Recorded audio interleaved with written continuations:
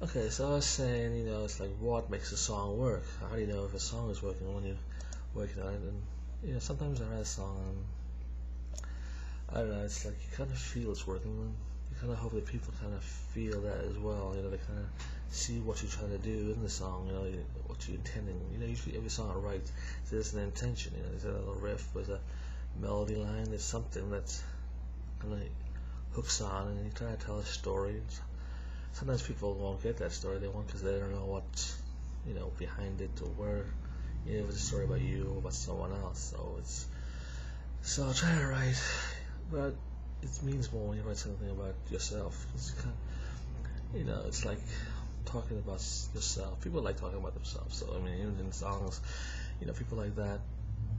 So it's not much difference. So it's like when you're writing, you're writing this melody, coming up with this music.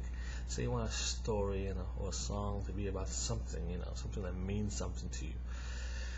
And it's like maybe it means something else to people who are listening, but I mean, it doesn't make any difference. It's just and then lyrics flow a certain way. I mean, you can write some pretty weird lyrics, but if there's a kind of a musicality to words, and sometimes it works very well, and it can be like the weirdest lyrics, but it just seems to work well together.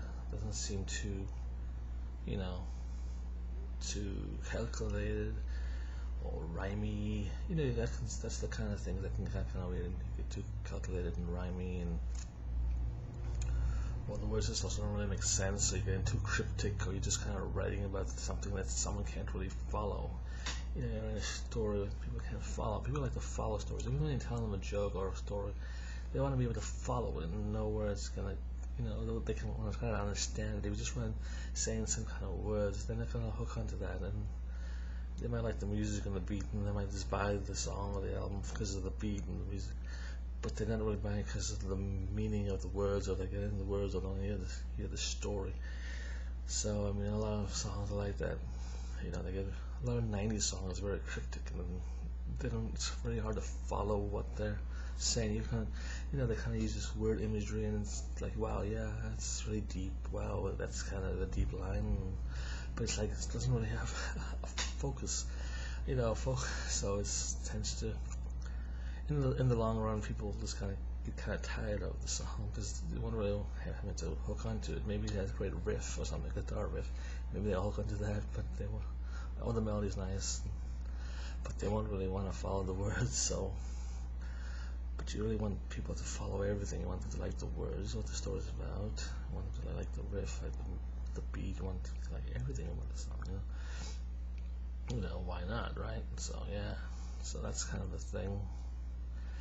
And then kind of working the melody into these chords. I'm trying to write the best possible kind of a thing. Usually when I write early on, I kind of have a lot of harmonies in mind. It's like if I'm singing a melody, I kind of say, well, you don't want to have some harmonies to kind of work up that's a little bit higher up. So it's just not that melody, but it's because harmonies is a wonderful thing, and it really helps in a song, and it really makes it sound a little more powerful. It's like when the chorus comes in, you got that big chorus coming, and then it kind of makes you want to sing along.